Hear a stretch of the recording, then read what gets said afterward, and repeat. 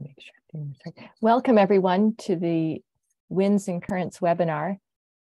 Today we're fortunate to have Dudley Chelton, who is going to talk about the prospects for estimating surface divergence from a future Doppler scatterometer satellite mission. So I'll let you go ahead and get started, Dudley. Okay, see how this goes here. So, are you seeing that okay? That looks good. Okay. So might be able to get into full screen mode. I'm not sure. Oh, do you have to do that? I think if you wanted to just do a slideshow mode or a Control L or. Okay, how's that? Oh, shoot. Still the same. Yep, already messed up. So hang on a second. Okay. That's perfect. Okay. All right, so I'll start and let's start with this first figure. The bottom two panels there show just a feel for what the sampling by Odyssey would be over a section of the California current that ranges from Los Angeles is down here, San Francisco is here, California, Oregon border is about here. So this is about a little less than 1,000 kilometers in the long dimension here. And what's shown behind there is the divergence from a model that I'll talk about in just a few minutes here. So what got me interested in this analysis that I'm going to present today is a paper by Alex Weinatier and co-authors, from which I learned a whole lot about Odyssey that I didn't know before, even though I thought I knew quite a bit about it. And one of the things I learned from that is the accuracy of the measurements is going to be better at least under moderate to high wind speed conditions than I ever dreamed it would be. And one of the things that stood out to me was the resolution capabilities that they quoted in the paper for divergence. And the numbers they present are about 25 kilometers for the Gulf Stream region and 60 kilometers for the California current region. And a few years ago, I published a paper with a long list of co-authors in 2019, and we actually didn't have the nerve to include divergence analysis in that paper because the resolution capability that we calculated was 240 kilometers for surface divergence field. And so I've been concerned about why this number is so much worse than this number of 60 kilometer resolution that Alex and co-authors quote for the California current region. And I think that I have the answer to that, and it's actually the answer to that is in their paper. This is a big pair of figures from their paper, figure one, and one of the panels from figure one and one of the panels from figure four. A little hard to see what's going on in the top panel because it's covered up with these the swath measurements with all the gray lines and stuff. But if you look over here in the corner where it's clear, you can see that there's a lot of small scale divergence in that map. The kind of stuff that showed up in that first figure I showed you for the California current region. This bottom panel shows what that map over this larger of the two rectangle domains looks like if you smooth it with 30 kilometers. And you have to look pretty closely at this map to determine where the Gulf Stream is. You can see it here and some hints of it out in here. But mostly what you see is a bunch of blobby stuff.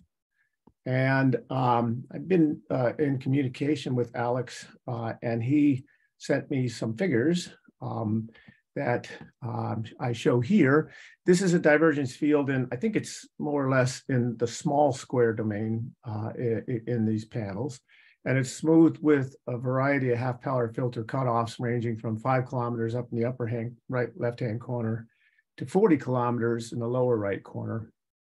And so you can see what happens is all this small scale, submesoscale divergence structure in the essentially raw fields systematically goes away, and it's left with these blobby structures that kind of have maybe a wave train type pattern to them.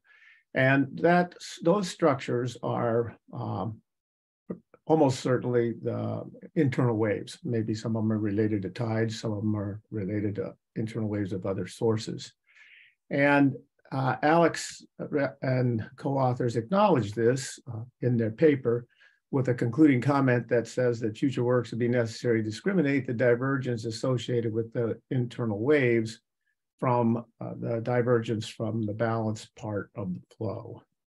So what I want to talk about today is what the resolution would be for the divergence associated with the balanced part of the flow. And the reason that I want to focus on that is that I think that most applications of Odyssey data for looking at surface divergence will be interested in those non-internal wave signals. A lot's going to be learned about internal waves, but it would be nice if we could learn something about the sub-mesoscale variability, or at least the lower end of mesoscale variability. So the goal of this presentation is to talk about that resolution capability of divergence, and I'll carry vorticity along and show that just as a contrast from time to time. But mostly I'm going to talk about divergence today. Now, spoiler alert, it's really, really hard to estimate divergence from the balanced part of the flow from satellite observations. You'll see that as we progress. So the model that we're using here is the same one that we used in our 2019 paper where we looked at surface currents and vorticity. And it has a weakness, which in this particular presentation, I think is a strength. And that is that the forcing is fairly simple in this model. It's a high resolution model, 500 meters by 500 meters over a 600 kilometer by 900 kilometer domain. Forced with seasonal cycle wind stress, climatological heat fluxes, and there's no tidal forcing in this. So the model dramatically underestimates the contribution of internal gravity waves and inertial motions to the surface velocity field. Also the model is rotated, the grid in the model is rotated 24 degrees from north, south, and east, west, so that it's more or less parallel to this section of the coastline. So here I show, this is the same divergence field over in the right two panels here. This is a blow up of the square region down here in the bottom panel. And also shown here are the vorticity in the middle column and the current speed in the left column. The only difference in the divergence panels here is that I've clipped off 50 kilometers around the perimeter of the map. And the reason for that is that I'm going to be showing you maps that have been smoothed with various half-power filter cutoffs, and that trimming off the outer 50 kilometers reduces some edge effects of the smoothing. Now, the dynamic range on the color bar here is minus 0.3 to plus 0.3, and this is showing the divergence scaled by the Coriolis parameter. The dynamic range of the color bar for vorticity is minus 1 to plus 1. So as you can see just by eye, there's roughly a factor of 3 difference. And by the way, a divergence over F of 0.3 corresponds to velocity, vertical velocity of about 23 meters per day if you integrate to 10 meters. That may not be a legitimate thing to do, but that's what you'd get if you did that. Another thing you can see by eye here is that the scales of the divergence stuff are shorter than the scales of the vorticity, and there's various ways that you can quantify that. One is a wave number spectrum, but I'm not going to show you that. Instead, let's see here. I want to show you this picture, which the two solid lines are the standard deviation of the vorticity and the divergence scaled by F. And you can see that the vorticity is much stronger than the divergence, not necessarily surprising. There's a reason that quasi-geostrophic models work as well as they do. The ocean is pretty divergence free, except on the small scales. This red dashed line shows the ratio of the vorticity over the divergence. And the scale for that is over on the right-hand side of the plot. So you see at the smallest scales here, the divergence is about a factor of 3 times smaller than the vorticity. That's what that those maps on the previous figure showed. But as you go out to the large end of this at 150 kilometer scales, the difference is of almost a factor, more than a factor of 17. So the divergence really diminishes in amplitude quickly as you go to longer and longer scales, which is approaching the quasi-geostrophic scales. So for the analysis, I'm going to show you here the Odyssey measurement noise and sampling are simulated in the same way we did in the 2019 paper, which is a 1,800 kilometer swath width, which might be a bit large. The number that Alex uses in their paper is 1,700 kilometer swath width. And also in this presentation, I've made some very simple assumptions about the characteristics of the measurement noise. They're uniform across the measurement swaths, whereas we know that the two components, a long track and a cross track, their accuracy depends on where you are in the swath, and it grows towards the edges. I also have not incorporated any dependence of the wind speed, of the surface current noise on wind speed, and Alex shows that accuracy improves with increasing wind speed. So overall, the conclusions of this analysis, I think, are going to turn out to be optimistic, if anything. So this is the metric that we use here for determining the resolution capability. It takes a while to look at these things and understand what you're looking at, but the black line here for the case of vorticity shows the signal to noise standard deviation ratio. Engineers would use the signal to noise variance ratio. But standard deviation is the world that we live in, you know, with the same units of what we think about here. So I prefer the standard deviation ratio. And this is for a very optimistic case of measurement noise with 5 centimeter per second speed errors. And I've drawn two thin horizontal lines here, a red one and a blue one, and those correspond to signal to noise ratios of 3.16 and 2.0. And that's, again, the standard deviation ratio, and the funny number 3.16 is a square root of 10. So in this case, you can see, depending on what signal noise ratio threshold you choose, the resolution of vorticity, where this, which has to exceed either the blue line or the red line, is somewhere 15 kilometers to 22 kilometers. Now I'm going to overlay the curve for divergence, and because the divergence signal diminishes so quickly with increasing scale, it's a lot harder to resolve divergence variability. And let me emphasize again that there's no internal waves here. So this is the divergence associated with the balanced part of the flow. And the resolution that comes out here where it crosses, where this thin black line crosses the blue and red thresholds of signal to noise ratio of 2 and 3.16 is 100 kilometers to 145 kilometers. So what does that look like? This is the map of the noise-free field in the left panel, the sample with measurement noise in the middle panel. In other words, this is the simulated Odyssey data with the sampling along the swaths at the times of the overpass of the satellite, and with measurement noise. And in this case, this is optimistic scenario of 5 centimeters per second noise again. And this is what the errors look like. Now let me show you what it looks like with the signal noise ratio of 3.16. And so the same panels are in the bottom here. And I guess one of the things that stands out is when you look at the errors, you see these patches of very low and high numbers here. You can see them actually up here too, but they're worse here. That's edge effects from the smoothing. The little black triangle in the upper left-hand corner here is a gap in the measurement swaths for this particular overpass of the satellite. This is for the case of a snapshot, I should have mentioned, sorry. Also notice that the dynamic range of the color scale, the color bar is reduced to minus 0.04 to plus 0.4. What I showed you in the beginning is minus 0.3 to plus 0.3. So this is more than a factor of 10 stretch of the dynamic range. And just for reference, number divergence over F of 0.04 in this latitude range corresponds to a vertical velocity of about 3 meters per day if you integrate to 10 meters depth. So looking at these pictures, looking especially at the error fields here in relation to the signal fields over here, I believe that this is too noisy. to be useful to people. I mean, if you only had this is what you get, because you're not going to know what the errors are. This is what you would get from actual Odyssey data if you model the noise and sampling characteristics the way I have. And there's a lot of structures in here that don't exist in reality. So personally, my view is that,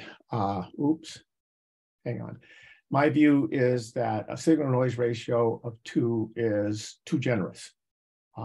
Now, different people who are in this audience may feel differently about that. But if you go with, if you try to publish a paper based on the smoothing that's required for a signal noise ratio of 2, you better hope I'm not a reviewer of your paper. So the rest of this talk, I'm going to focus on the signal noise ratio of 3.16, which may be a little bit pessimistic, but I don't think it's a lot pessimistic. Maybe somewhere between 2 and 3.16 would be tolerable, but 2 just seems too noisy to me. So what happens if you increase the measurement noise to 15 centimeters per second? The previous figure was 5 centimeters per second. And the scales that can be resolved in vorticity about double, approximately, something like that. The divergence scoots way out here off the graph, 240 kilometers if you're brave and want to consider a threshold of a signal noise ratio of 2, and it's off the charts with 320 kilometer resolution for a signal noise ratio of 3.16. So, and that's just going from 5 centimeters per second noise to 15 centimeters per second noise. And 15 centimeters per second noise is pretty good itself. It's going to be a challenge. So is a measurement accuracy of 0.05 meters per second, 5 centimeters per second feasible? I would have said no prior to Alex's paper, but they have this really nice figure in that paper that shows the noise levels for the U and V components here for various wind speeds. And you see that as you get into the high wind speed range, the 12 meter per second winds, it's the red curves here. And one of the dashed one is for the along track component, and the solid one is the cross track component. And you see that in the middle of the swath here, they actually achieve an accuracy of about 5 centimeters per second. So in high enough wind conditions and in the sweet part of the swath, that kind of a measurement noise level apparently is going to be achievable. So I did this calculation for a full range of wind speed noise standard deviations, and the results for divergence are in the top panel and vorticity in the bottom panel. Again, the graph shows results for signal noise ratios of 2 and 3.16, and it's probably the best you can hope for somewhere between those two, probably closer to the red curve than the blue curve. And also notice here that the dynamic range for the resolution capability on the y-axis here is a factor of 2 smaller than for the divergence. So the resolution for divergence is really a challenge. This is the case of snapshots. So it doesn't take long. By the time you get to 15 centimeter per second noise, you're at the top of this chart. And after that, you're beyond the top range of this chart. So it's going to be really hard to get good resolution of the balance divergence from the balanced part of the flow from snapshots. On the other hand, you can use the sampling, the frequent sampling by an Odyssey radar satellite to reduce the noise with the 1 over square root of n reduction. And this shows the distribution of the number of samples over a 4-day period. And this is, I should have mentioned early on that I've assumed here a 4-day exact repeat satellite orbit in this case. And this bottom panel shows you the number of samples, the percentage of the grid points that are the number of samples for the 16-day period. So what you get roughly is somewhere not quite 2 samples per day in the 4-day, as some grid points do, but it's a bit less than that, at least in this California current region. So it's a little disappointing because when we look at divergence, the exciting stuff is the thing you see in snapshots, and it's kind of a disappointment if you have to look at 4 and 16-day averages. But my thoughts about that are that that might not be so bad, actually, because depends on what your interest is. if your interest is in, for example, the biological response to vertical velocity and the upwelling of nutrients, I think that the snapshot is misleading because those very small scale features evolve very, very quickly, and they probably evolve too quickly and move too quickly for the biology to respond. So averaging over 4 days might actually, for example, 4 days might actually give you a divergence product that is more easy to relate to the biology. And I should also mention that if you were to include internal waves in this, in the model that we're using to simulate the Odyssey data, averaging over 4 days or maybe more might be required to mitigate the effects of internal waves and isolate the divergence associated with the balance part of the flow. So what do the signal noise ratios look like? Well, these things take a while to digest, so let me just zero in on some examples here. And looking at a signal noise ratio of 3.16, and the top panels are 4-day averages with two choices of the speed noise, 5 centimeters per second and 15 centimeters per second. Bottom panel is 16-day averages. So what I'm going to do is, and you see that for the case of 15 centimeter per noise error, the resolution capability is pretty far off the charts there. So I'm just going to show you the three that are circled in solid green ovals here. This is what the noise-free maps, and I'm also only going to show you the case for the signal noise ratio 3.16. This is the noise-free case. This is sampled with noise, and these are the errors. So even here, you can see that there's visible noise here. Imagine how much worse it gets if you go to signal noise ratio of only 2. That's a resolution of 95 kilometers with 5 centimeter per second noise. And this is a 16-day, oh, and this is a 4-day average. This is a 16-day average, also 5 centimeter per second noise. And this is what it looks like if the noise increases to 15 centimeter per second.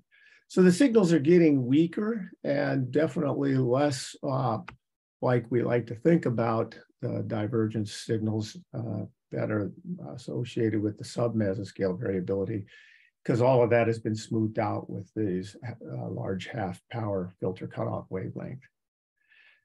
So I did that calculation at all of the different wind speed noise levels here for the 4-day and 16-day averages, and the vorticity is shown in the bottom panels. Again, the dynamic range of the y-axis is half.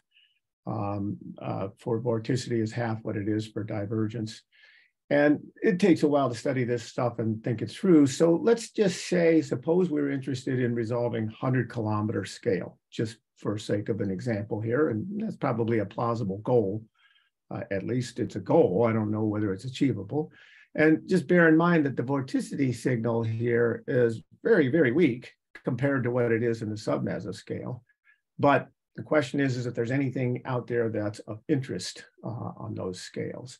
So if you set this 100-kilometer threshold as a goal, then the resolution capability will be where that green dashed line intersects the red line for signal noise ratio of 3.16. And so this shows you what the minimum threshold or the threshold noise level is to achieve that 100-kilometer resolution. So for snapshots, you would need 2 centimeter per second accuracy of the measurements. For 4-day averages, you would need a 5 centimeter per second noise level. And for 16-day averages, you would need a 10 centimeter per second noise level. I'm just going to show you what the divergence signals look like in error-free cases for 100-kilometer smoothing for the snapshot 4-day and 16-day average, just to give a sense of what we would see if we could resolve that 100-kilometer variability. So this is the raw data from the model output here in the left panels, and these are 100-kilometer smooth maps for snapshot 4-day and 16-day averages. There's quite a bit of stuff going on in those figures, which I think is encouraging because, you know, those things are sort of on the short end of mesoscale variability, a shortish end of mesoscale variability. So I don't think that it's a complete loss if that's the resolution limitation that we have to learn to deal with.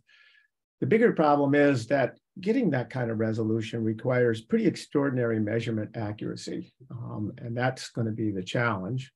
So the conclusions that, the first conclusions I want to make from this is that this estimation of surface current divergence is going to be a huge challenge. And so I don't think in a proposal you want to make it a primary goal. The internal waves are going to have to be removed if your interest is in the balanced part of the flow. To focus on that balanced part of the flow, there's just not much going on for scales bigger than 50 kilometers. And as I showed in the previous slide, even 100-kilometer resolution will require extreme measurement accuracy. And just as a reminder, I know these conclusions are disappointing, but they're probably optimistic because this particular model doesn't have much in the way of internal waves, and so we haven't had to worry about getting rid of those signals. I've used very simplified simulations of measurement noise and maybe slightly too wide of a swath width. If your interest is in the sub-mesoscale divergence, and I think there's a lot of people on this in this webinar that is your interest, I think the only hope realistically is with the airborne Doppler scat. And Tom Farrar has shown some really exciting results from the SPOD program that makes it look like that's quite feasible from the Doppler scat. So on a brighter side, let me just say that in terms of looking ahead to writing a proposal for Odyssey, the thing to emphasize is that this is the first time ever that satellites have been able to measure surface current velocity. People have tried to calculate that from altimetry, and more people will calculate it from the SWAT altimetry within the measurement swaths. But this is a direct measurement of current velocity, so it's not subject to the geostrophic approximation. I have no doubt that there's a huge amount that's going to be learned from these velocity observations, and you can't really anticipate what all is going to be learned. And it may be that a particularly important region for this is in the equatorial regions where geostrophy breaks down. So SWAT is not going to give very good velocity estimates close to the equator. And the second point is that vorticity is a lot easier to estimate than divergence because the signal level is so much stronger than divergence. And a resolution of 50 kilometers would be easy to achieve in 4-day and 16-day averages. And even in snapshots, if you can get down to 15 centimeter per second noise. So let me show what that would look like. So this is the same kind of graph I showed before, except now I'm looking at vorticity. Before we were looking at divergence. And I set a threshold here of, let's suppose we want, our goal is to measure 50-kilometer scales with vorticity. What noise level would you need? So as I mentioned in this previous slide, you need 15 centimeter per second accuracy for a snapshot, but you can get away with 30 centimeter per second for the 4-day averages and 40 centimeters per second for the 16-day averages. And those are very achievable noise levels. So what do the maps look like in that case? This is the 50-kilometer resolution. The noise requirements are listed here in green. This is what the vorticity field would look like for those different amounts of temporal smoothing, snapshot, 4-day and 16-day. A lot of interesting signals in the vorticity fields that are definitely on the short end of mesoscale. Now, if this accuracy of 15 centimeter per second can be achieved, an equally important question to this is what would the fields look like at the resolution that's possible with that noise level? And so this shows you 30-kilometer and 20-kilometer smoothing in 4-day, 16-day maps. If I go back and forth there, you see that it's the same field, but it's got a lot of more small scale structures in it, and you get to those smaller scales. So finally, I just want to say that this analysis has been done for the California current, and divergence in the California current may be weaker than other places in the world ocean. I think it's probably fairly representative, but there'll be some places like the Gulf Stream or any kind of a intense current, maybe the Antarctic circumpolar current, where I think the divergence signals are going to be much stronger.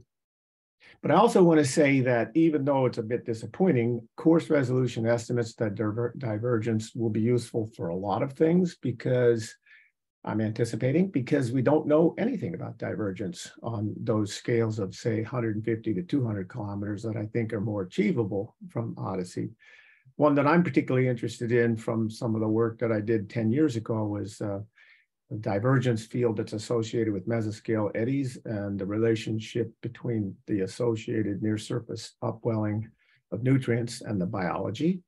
Another potential application is the large-scale divergence in the Southern Ocean that a number of papers have said it could be a problem in terms of global climate variability, the possibility of the release of deep ocean carbon dioxide into the atmosphere from upwelling along the Antarctic circumpolar current front. Another interesting application of large-scale estimates of divergence will be in the equatorial regions from opposing wind-driven meridional Ekman transport on opposite sides of the equator. And I think one of the things that would be good to start talking about is what other applications we can come up with for which the large-scale divergence would be useful. So suggestions are welcome. You can send those to me or send them to Sarah, or both. And that's all I have. Thank you, Dudley. This is really interesting. I am sure there are lots of questions and discussion. And I have a list of questions, but just to get things started, I think one of the first things that people might ask is, what happens if you look at a model like the LLC 4320 that has lots of, maybe an excess of internal wave energy, and how would that modify your results? So that's probably outside of what you've done, but maybe somebody's looking at that. Well, actually, Hector is looking at that. He Okay. and I have been in conversation about that over the last few weeks. He's been busy with a lot of other things, but he's been making some progress on that. And right now, that analysis, the status of that analysis is he's working on how much you have to time average the model output to attenuate the internal wave signal. And most of the internal waves look like they're associated with tides. Looks like somewhere between around 18 hours smoothing is needed. And so anyway, the next step beyond that will be to say, okay, now suppose you subsample at the actual Odyssey overpass times. You know, you're not going to have hourly data to smooth with. So the first question is, how much would you smooth in an ideal case? And the second question is, how much would you have to smooth actual data? So that's going to be coming down the pipeline. I imagine that Hector will be giving a talk on that, or maybe depending on how much I get involved in that, maybe I'll be giving one down the road. That sounds great. Thanks. Brian Arbick has his hand up. Yeah, I just wanted to quickly say, I know Hector knows this very well, but LLC 4320, the near inertial waves are much too weak relative to observations. So I imagine he's probably also looking at the coupled simulation that they have, which has a much faster coupling to the atmosphere and a much more accurate near inertial field as a result. It's actually not the case. We started out thinking that that would be the best model, but the grid resolution for that coupled model is too coarse. So it basically throws a lot of the surface divergence signal out. I think I heard you say, Brian, that the internal waves were too weak, but my understanding is it's the opposite. It's too small, too big. Well, sorry, I guess maybe I should have been more precise. I've never looked at the divergence, so that, you know, that particular application I don't know much about, but when you compare it's all about grid resolution, you know, and I forget what the grid resolution is. I think it's 4 kilometers in the ocean and 5 in the atmosphere, or maybe it's 4 and 6 or something, but that's just too coarse to see the dominant signals in the divergence field. Okay, yeah, that's an important point. Yeah, just to correct what I said, that the comparison to the drifters, just straight up kinetic energy before you're taking divergence, is better in the coupled model than it is in the higher resolution uncoupled ocean model, but I never looked at divergence.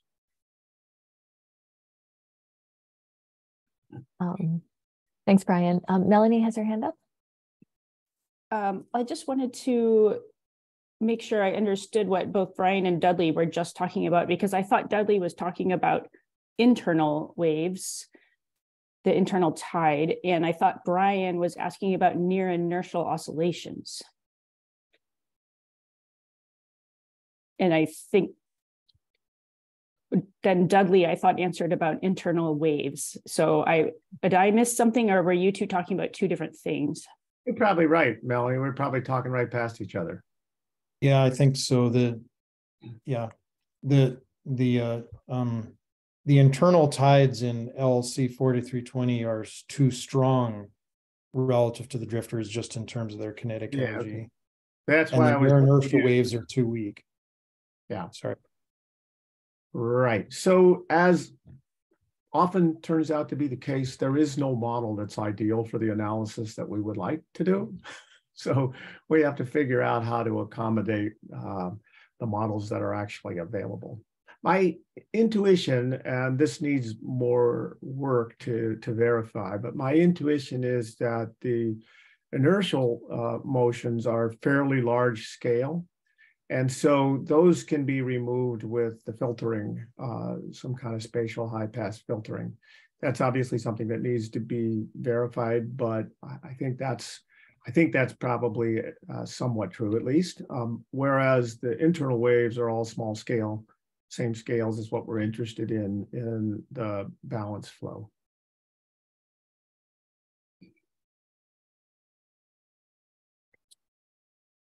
Thanks. If I can ask one other question, I guess I've wondered, when you apply the filter, when you spatially smooth, are you effectively assuming uncorrelated random error to each pixel in the grid?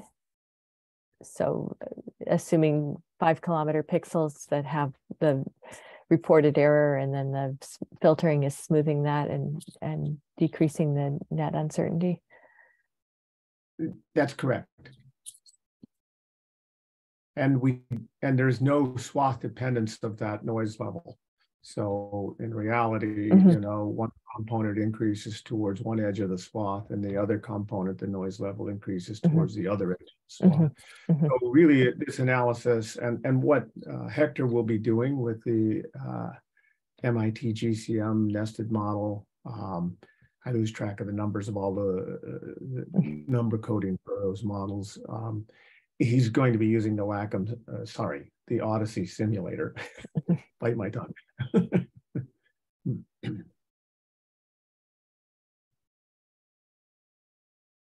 There's a question in the chat from Shikare, who asks, well, he says, "Thank you, Dudley, for such an interesting talk. I was wondering how you smooth near land." We plug our noses and just smooth as best we can, and we screen out a little bit of stuff. And I don't remember how close it is to land. It might be 20 kilometers or something like that. But that's definitely a good point, because let's see, if I go back to Divergence here, some of this stuff along the land here could be edge effects from the land contamination and incomplete data in the smoother. But this is, like, for example, this signal here and these signals, these are all far enough offshore that I'm sure that land contamination is not a big problem. But thank you for raising that point.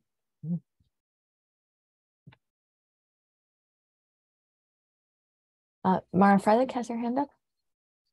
Hi, Dudley. Thanks for a really great talk. I was wondering, how stationary are these divergence features? And I'm thinking, especially as you were saying, averaging over time for biological applications, would that need to be a Lagrangian average, or is an Eulerian average working well? Yeah, so that's a great question, Mara. And I actually had considered putting a video in here, but miraculously, I got through this talk without the thing jamming up. This is the first time I've gotten through a Zoom talk that my Adobe Acrobat didn't freeze. And I was afraid putting a video in there would send it over the top. I don't have a video of the divergence, but I have a video of the vorticity, and I think that gives you a good sense of what it would be like. And it is unbelievable how fast it evolves. You know, the whole system that just sweeps down along the narrow intense currents, the California current. And if you sit there in an Eulerian point of view, you're constantly seeing different mesoscale variability. I haven't attempted to do Lagrangian type averaging. That's beyond my pay grade, I'm afraid. I would love to see somebody do something with that. But I guess you as a biologist, let me just ask the question, can the biology keep up with the advection that's associated with the movement of those submesoscale structures, or does it just pass them by? I think it depends on, is it, because the biology is going to be fully 3D. So in one sense, the biology is, talking about plankton, so they're being advected with the water parcels. And so they're going to experience whatever a water parcel experiences. So they will move quickly with the surface currents. But they're going to be moving in a fully 3D sense. And so since there's typically large shear in the vertical, any given biological path, right, if it's subducted below the surface, may not keep up with the surface flow. Yeah, so the other thing, a part of that too, is that I don't know whether or not those really small scale divergence signals are actually just plainly advected, or whether they're responding to instabilities and they change location without the, a long stream velocity. So if that's the case, then the biology is not necessarily going to be passively carried along with a given upwelling structure. I don't know the answer to it, but that's a great question for somebody to look into who knows how to do this stuff. Yeah. Thank you. Great. Melanie has her hand up. Oh, thanks. Yeah, thanks for an interesting talk, Dudley. I wanted to return to the issue that was raised about smoothing near the coast, and I had a related question. Since you showed the case where you did spatial smoothing and some time averaging, have you tried not doing any spatial smoothing and doing more time averaging?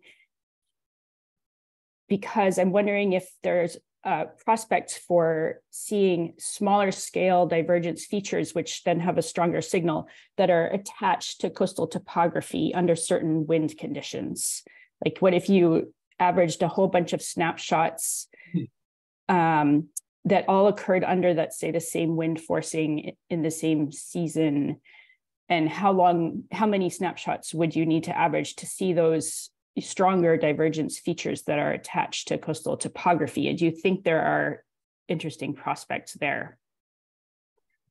Good point. Couple thoughts I have about that. First, answer your question. Yes, I have done time averaging without any spatial smoothing, and it looks like trash. And the other thing is that this model is not ideally suited for that. In fact, it's not even well suited for that, because this particular model output was saved only at half-day intervals. Mm-hmm. And to do something like that appropriately, you'd want to have hourly snapshots. Of course, that's not what an Odyssey satellite is going to see. But if you just wanted to investigate the question of, could you average a bunch of these things over the course of a couple of days at hourly intervals and see anything, you might be able to, because again, the 1/√n error reduction. But the signals where they're really, really strong along the coastline, where you have coastal upwelling and stuff, those might persist. But then I anticipate it to be a bit of a challenge to look at that and say, well, how far offshore do I trust that before I know that it's just noise? Sure. Yeah. No, I get that wouldn't work in the offshore where things are being advected around, like Mara was alluding to. But I was thinking, not just averaging during a couple of days, but, let's say, what if we eventually had 3 years of data? Mm-hmm. And what if you take all the upwelling events and average them? Well, so yeah, that's a question that's doable. I think it's doable from this model even. And I have looked at 31-day averages because that's the length of the model output that I have in hand. That's the maximum that I can look at with this model output.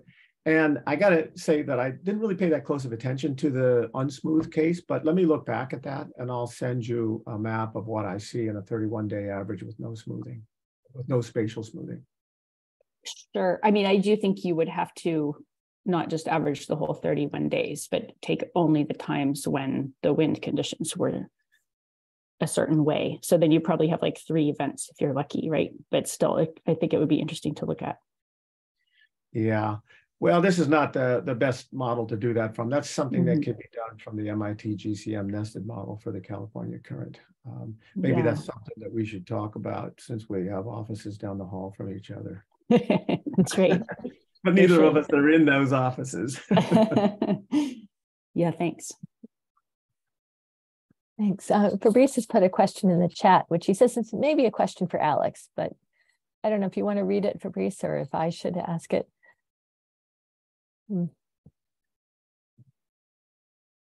I can go ahead and ask. He says he's trying to relate the errors number that you've used, Dudley, to the error that is likely to go into the Odyssey proposal. And he asks, did I get it right that the 5, 10, or 15 centimeter per second that you're using is for 50 kilometer wavelength? So I had another slide in here that I took out because I knew I was going to run out of time. And that slide showed what the maps, another figure from Alex's paper. By the way, Alex, are you on this webinar? Hey, Dudley. Yeah, I'm here. Yeah, okay. So you might pick up where I leave off on this.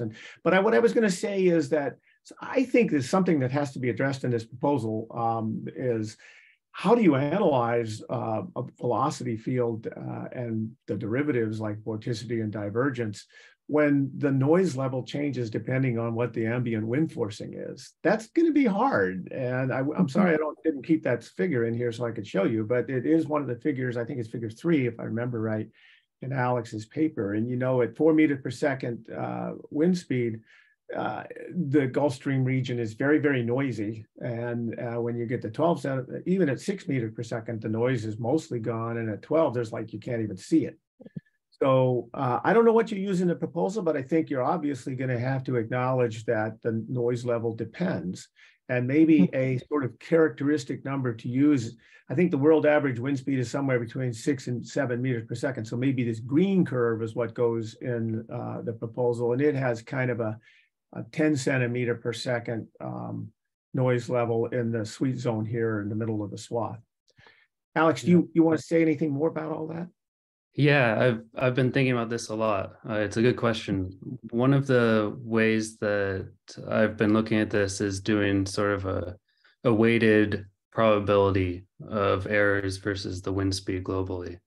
So you take a wind speed PDF for the global oceans and then weight the error field based on that, and then you can come up with a single number. And you're right, it does come out with something like a typical error on the around 6.7 meters per second or something like that. So that's the way I've been getting a single number to put in the proposal, but there's a few different metrics that we have to put in the proposal. One is the requirement on the instrument, right? And then there's the capability of the instrument. So what's here is really the capability of the instrument. And we've been talking a lot about, this 50 centimeter per second number. And that's really what we're putting as the requirement on the instrument, even though the capability will be better, right? So to answer Fabrice's question, you were using 5, 10 centimeter per second, those pretty low errors at the 5 kilometer level, right? And those are just, we understand that those won't be typical, but there will be times when we can get that level of accuracy because of the wind speed dependence. Now, this paper didn't have a few of the terms in the error model that we have now, so it probably won't get down to that 5 centimeter per second level, but 15 is probably achievable at the high wind speeds. So there's a lot that has to go into these calculations and with all the different dependencies and everything. Yeah, I think one of the things also to keep in mind is that when you write the proposal, you have to base the discussion of the error analysis based on what we know now. But between now and when something like this would launch, and if we take NSCAT as an example, that's 17 years away. I'm going to be too old to even sit in a Zoom call by then. But anyhow, you know, I think that the understanding of the errors and ways to mitigate the errors will evolve and improve. And so the noise levels, you know, that are achievable now will probably be able to exceed those. Yeah, that would be nice.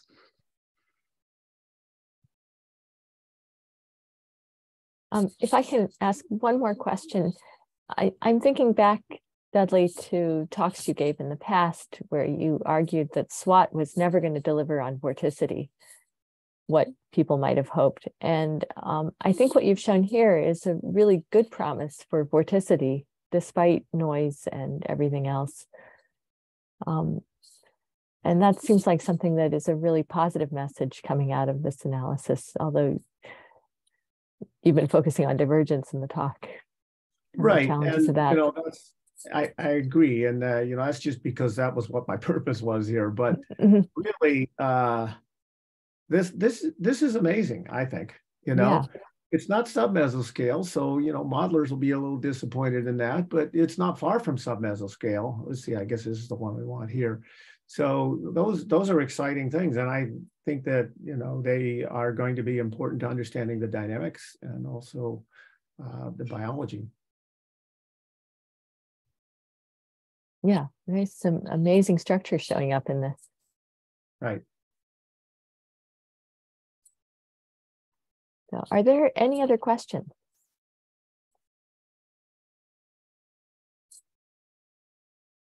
If not, let's give Dudley a big round of applause.